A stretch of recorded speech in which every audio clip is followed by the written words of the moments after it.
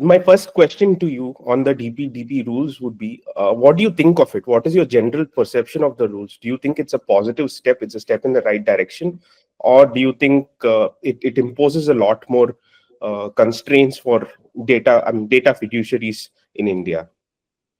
No, thank you for having me. This is early in the morning. Very happy to chat. And yes, I do think that the new data protection law is a good first step. And I know that it's got a lot of brickbats and a lot of objections in the media and from commentators in civil society. Those tend to be people who want the data protection law, the new law, to be perfect. It's not perfect. The present Indian law is hopelessly inadequate. Right?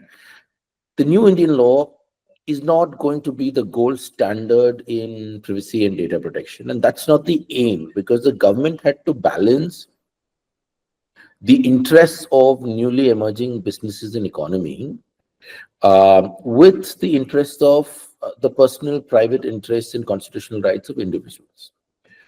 So they balanced it out. In fact, the first draft that came out in 2017 was a very pro-individual, high compliance regulatory scheme. I think, and similar to what is there in Europe. And if you look at the criticism of the European data law, one of the larger criticisms is that tech companies and startups find it very difficult to spend the money and the compliance costs associated with completely complying with the GDPR. Given our economy's reliance on the tech industry, and this comes to you from Bangalore, so obviously, if I go to any cafe in Bangalore, there's 10 young 25-year-olds talking about Python, the latest developments in AI and VC funding. And in an economy like that, and Bangalore is representative of multiple other hubs now. Chennai is a hub, Gurgaon is a hub, Pune is a hub. In fact, Ahmedabad, from my personal experience, seems to be increasingly active with tech companies, small tech companies. The government thought, I think, that if we over-lawyer data privacy and jump from what is really position 0 to position 100, these startups and these small companies will be overburdened. They've had, I think, consultative, long process, painful, but they've come up with a brilliant compromise, forcing all companies to move at least significantly to protect individual privacy without them having to do data privacy impact assessments or legitimate interest assessments, huge fines and all of that. They've kind of, I think the scheme is brilliant. It's a great compromise. There are issues at the edges. You and I once discussed child privacy. That's a small issue that still remains. But those are all issues as the law is worked, gets solved. Right, so in my view, absolute positive, great middle path, very Buddhist, in fact. Yes, sir. So, continuing that thought, you spoke about how EU GDPR is proving to be expensive for tech companies, and it has many more compliances, etc. What additional compliances do you think DPDP rules add to data fiduciaries, and how much of a cost burden do you think these companies will end up bearing to comply with DPDP rules? Yeah, so I was sitting on a panel of 4 lawyers about 2 months ago on the DPDP. And one of our joint combined view was that this is actually not very expensive. It still is expensive because you've been doing nothing till now, right?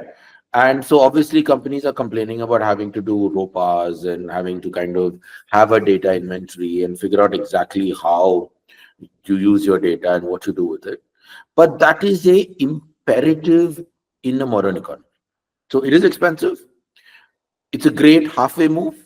When we move to the other end and have a gold standard data protection law, then it will be even more expensive. But this is a law that deals with the rights of individual persons. It's a right that has been constantly misused. This is a cost that the country cannot afford for these companies not to take. There's a legitimate question on how can we minimize cost? Can we have stopway gaps? Maybe a 3-year transition period. All of those, are still open. But in the modern economy, not taking consent, or in the European context, not having a legitimate interest to use data, is something that very few nations can afford. You can see it by the number of phone calls we get, spam, number of hacks that are happening in India. We need a robust enforcement system. This is a good first step towards that. What are the compliances that fiduciaries have to deal with? I mean, the law is very, very clear. All fiduciaries have to take consent of every individual whose data they are collecting. Right? This consent can't be sorry for lapsing into the vernacular, namkewas, faltu consent that is existing under present law. This consent has to be clear, specific, unambiguous. They have to take you through a consent requisition process. There has to be notices. So that's going to be a little bit of a painful. Some of my clients worry that will lead to individual drop-offs. But once the government decided that consent is the way to go to, this was inevitable, right? In addition to taking consent, data fiduciaries will have to have reasonable security procedures to protect the data that they have from being stolen or hacked, etc. And those are the two larger obligations that data fiduciaries have in India. The third obligation, that's a little worrisome, is that the data fiduciary has been held to be liable for all actions of all data processors to whom it gives the data. But the data processors have not been held guilty of misusing the data that they've received from the data fiduciaries. I think it is a move to make sure that Indian data fiduciaries, data processors are not overburdened. I think that may have been a mistake. It's too late to correct it now, I suspect. But to my mind, that probably is a mistake, and probably not keeping in line with Puttaswamy. So the DPDP rules introduced this concept of consent managers. It's actually quite new for a country like India. So what exactly is their role, in your opinion, sir? Yeah, so the easiest way for a lay person to think about a consent manager is, and this would be particularly identifiable for people from Kerala and West Bengal, is to think of them as a technology-enabled labor trade union for individuals. Right? Let's not go into the technical definition and all of that. On top of that, the law is very clear. You have a obligation of trust to the data subjects. So it's very spelled out very clear. It's not a consent management software tool. Right? It's the ability to, because we have such a large population with people who may not necessarily understand consent or be able to track consent, these are organizations which will kind of, hopefully, as they develop, give you an app which will show you where all you've given consent, what all kinds of consent, how long is this consent going to be valid, and allow you and me, rather than going app by app, to kind of take back consent or modify consent, or if the address changes, give them a new address, all of that.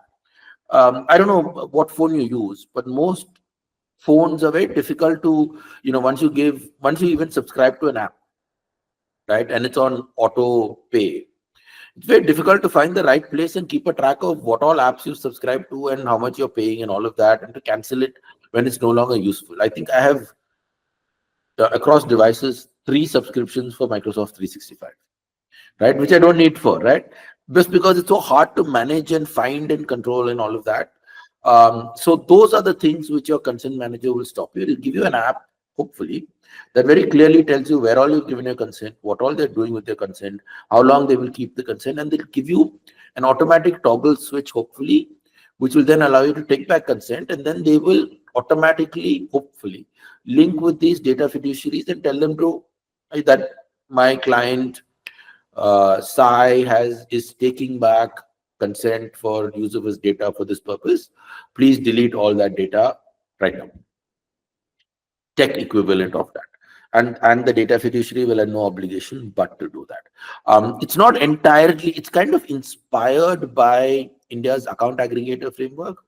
So half of this work is already done by the account aggregator. In fact, I'm I'm kind of optimistic that this consent manager um, may actually show the rest of the world the future of consent management. This may be something which other countries may be tempted to follow on. It's got a lot of criticism in the global media, but I actually think it could turn out to be a positive step. And most of my friends in the legal industry and in the financial services industry where account aggregators have been working kind of agree, right? And multiple clients that I work with have reached out and said, oh, should we start a consent management tool? How do we do this and all of that? So it's created a buzz within the industry as well. But you're right, it's an Indian invention, uniquely, of course, inspired by the license Raj. That's what we like. That's who we are. It's part of our DNA. The English left it for us. But given the system, I think it's a great idea. Got it, sir. And the most important, I mean, the most controversial, I'd say, is that the DPDP rules speak of children not getting to create their own accounts on the internet without the consent of their parents. They've also spoken about how the consent could be obtained. They've spoken about DigiLocker, etc. Do you think this is practical and enforceable? So we're going to write into the Ministry on Child Consent. I don't think they fleshed it out, right? I think the intent is great, right? I think we need to flesh it out more, figure out how to do this in a practical manner. So let's take this scenario. If I tell you, Sai, don't, and you're an automated system, and I tell the system, don't talk to children, okay, without their parents being there. Physically, you can do it. But that means an automated system, every person who comes in has to be checked for ID to make sure you're not a child. So it's not just children. Elders will also have to provide proof that you're not a child, right? This could lead to fairly simple processes getting hung up with lots of procedural sign-up formalities, right? So either the government has to create a superstructure, a child ID, for example, right? Or an Aadhaar equivalent, which I can just put in and then, okay, you're not a child, that's confirmed. That's a decade away in terms of tech, right? So I think we need to simplify this. We probably have to use what the COPA in the US uses, which is, this law can apply to two sets of companies. This can apply to companies which target children, right? Or it can apply to companies which cause harm to children, right? But let's say you're a news media website, right? The one you're very familiar with. Presumably, there's no sexual material on that. There's no violence. There's usually not too much violence on that. You're not targeting children. It's business news. I don't think you need to childgate that, right? So this process needs to be worked out. We need more rules. We've written previously also and said, guys, we need more rules to the ministry. Obviously, it's hard to come up with simple rules to make this work. So I'm guessing the government must be struggling with it. It's a hard task. I fully sympathize. Yes, and it's controversial. And without a solution for this, the law can't work.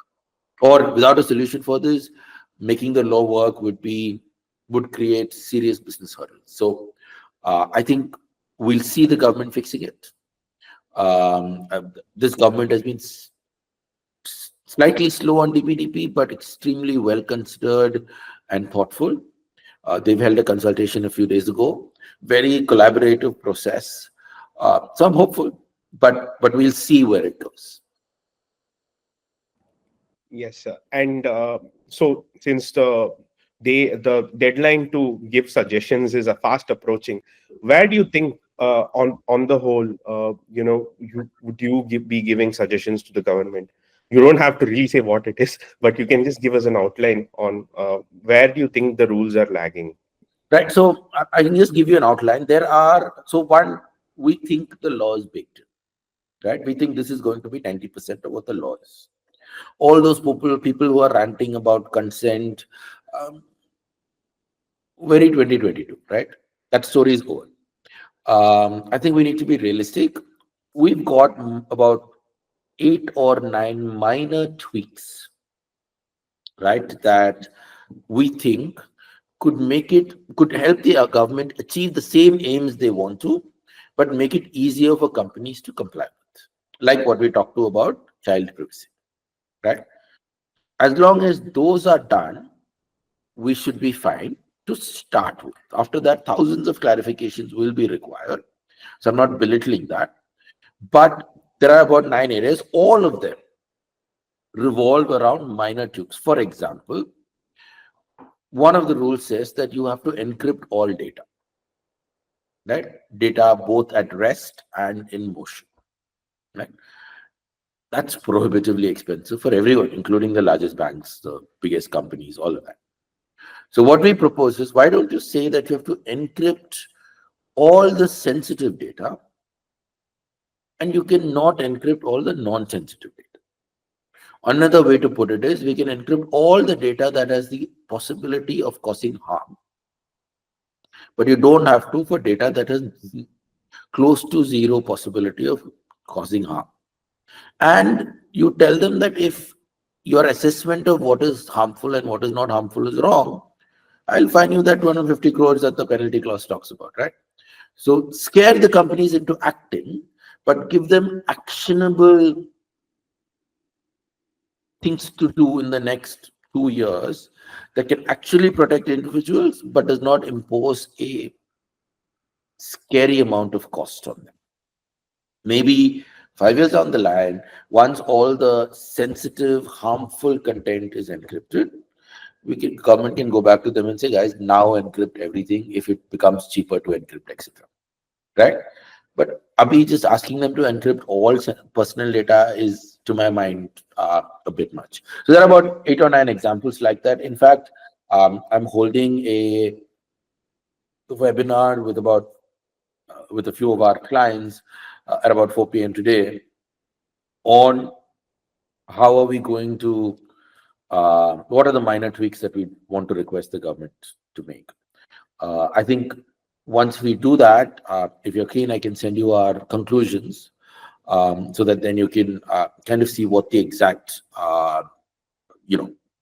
suggestions that we're coming out with are.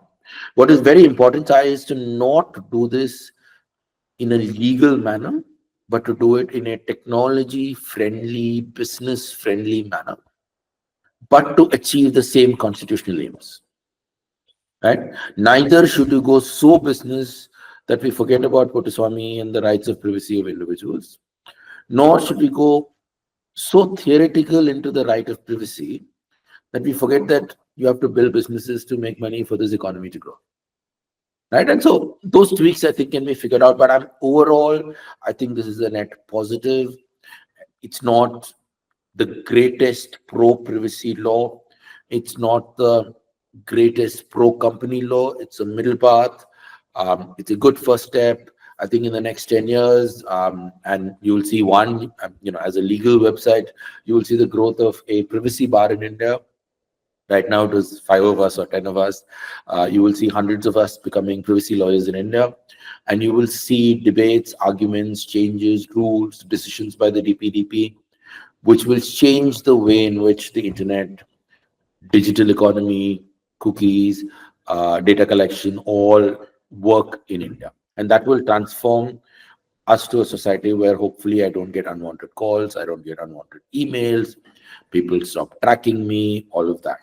A utopian dream, but at least better than what it is right now. Got it, sir. Thanks for your time, sir. Thanks for taking time early in the morning on a working day. Thank you, sir. Subscribe to our YouTube channel and click the bell icon.